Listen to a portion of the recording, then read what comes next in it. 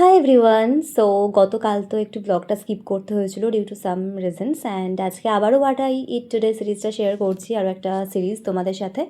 So ঘুম থেকে উঠে চা বিস্কিট খেয়েছিলাম, আজকে আবারও মিল্ক বিকিসি দিয়েই চা খেয়েছি, আর তারপরে এক প্লেট ভর্তি আমি চিড়ের পোলাও খেয়েছিলাম। আর আজকে চিড়ের পোলাওটা আমার একদম মনের মতন করে মা বানিয়ে দিয়েছিল।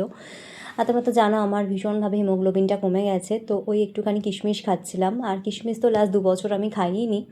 সো যাই হোক, দুপুরবেলা লাঞ্চে ছিল পাতলা ডাল, মুসুরির ডাল ছিল, মটর ডালের বড়া ছিল পোস্ত দিয়ে। এই বড়াটা আমি আজকাল খেতে খুবই ভালোবাসি। আর তার সাথে ছিল পনিরের তরকারি, আর ছিল সজনে ডাঁটা আলু দিয়ে পোস্ত দিয়ে একটা তরকারি, যেটা সবার বাড়িতেই আই থিঙ্ক অলমোস্ট এই সিজনটাতে হচ্ছে। আর পনিরটা খেতে ভীষণ ভালো হয়েছিল।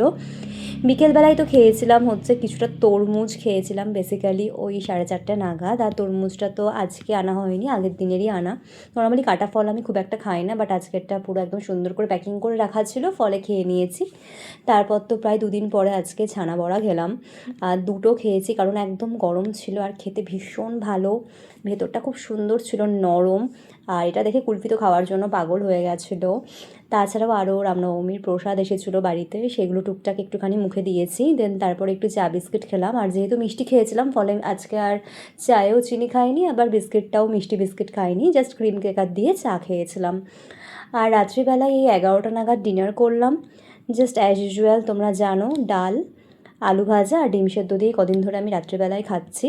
তো ভাতটা খুবই অল্প নিয়েছিলাম কারণ আমি ভাতটা খেতে পারছি না, যেটুকু নিলাম তার মধ্যেও লাস্টে দেখা গেল যে অনেকটাই পড়ে থেকে গেল। So yeah, that is for today. Tata, চলো কালকে দেখা হচ্ছে নেক্সট ব্লগে।